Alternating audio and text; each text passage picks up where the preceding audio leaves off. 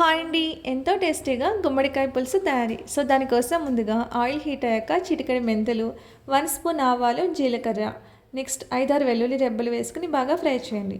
అందులోనే 2 ఎండుమిర్చి, ఒక రెమ్మ కరివేపాకు వేసుకుని ఫ్రై చేసుకోండి. 3 మీడియం సైజ్ ఉల్లిపాయలని చిన్న ముక్కల కింద కట్ చేసుకుని వేసుకుని వాటిని బాగా ఫ్రై చేయండి. ఇలా ఫ్రై చేసిన తర్వాత అందులో ఒక పెద్ద టమాటాని చిన్న ముక్కల కింద కట్ చేసుకుని వేసుకోండి.